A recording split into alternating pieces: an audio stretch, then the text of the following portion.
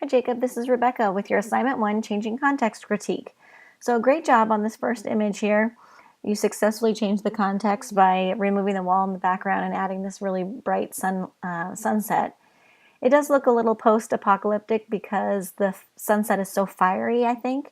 But, once you realize it's a sunset and it's not the planet on fire, then, or the ozone, igniting or anything like that, then you realize that there's actually some nice symbolism here.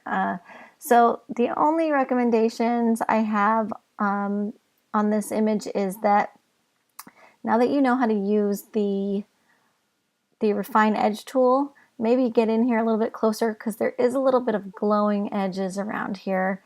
You can see some white and stuff on some areas there that makes it just look really, really cut out.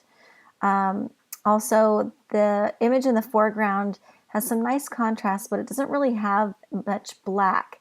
And notice the image in the background, area is very black over here. So I would just use my levels adjustment panel and pull the black slider over to make the blacks a little bit darker and richer, and I think it'll blend a little bit nicer, with the background here.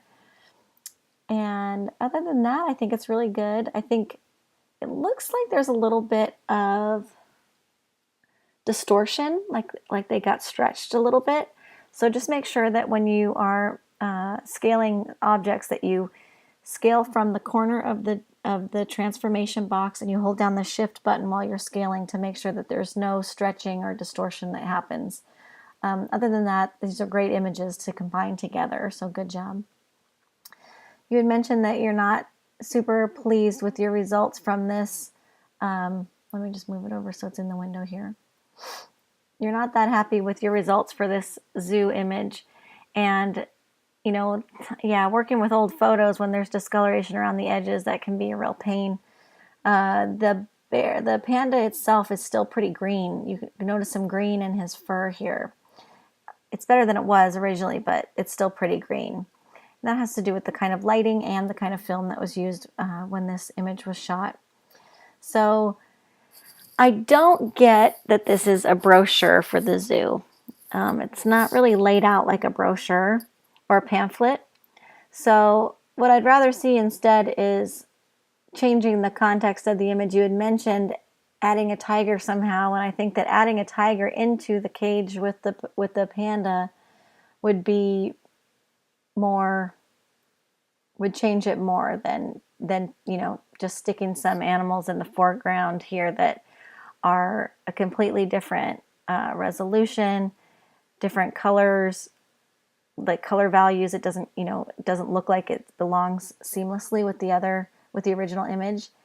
And so if you could add an animal interacting somehow with the panda a little bit more, I think that this would be a much more successful image. You could get rid of the text. You could even crop into this image. If the edges are bugging you, just crop them out. So if you did add another animal or a person or something in there with this, you would need to blur the object because this is pretty blurry. All of this is blurry. It's not just that the animal was moving.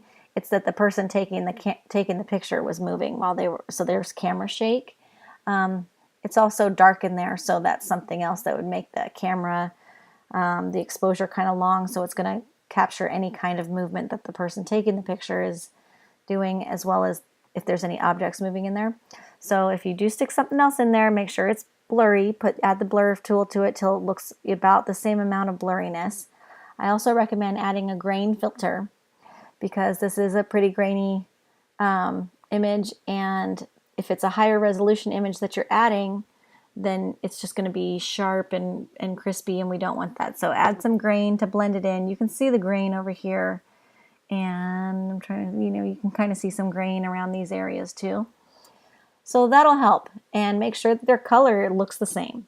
So do an adjustment layer for that color, or you can just go and change, not using the adjustment layer, but just using the menu at the top to change that layer itself. changing the color balance so that it blends better with this original image. Okay, so other than that, this one was successfully changed, and I'm really happy with the results on that one. This one, you're not even happy with yourself, so I get it, just give it another shot, and you'll have a chance to turn it in at the end of the semester for for your final portfolio. Yeah, so keep up the good work, okay? Hang in there, you're doing great.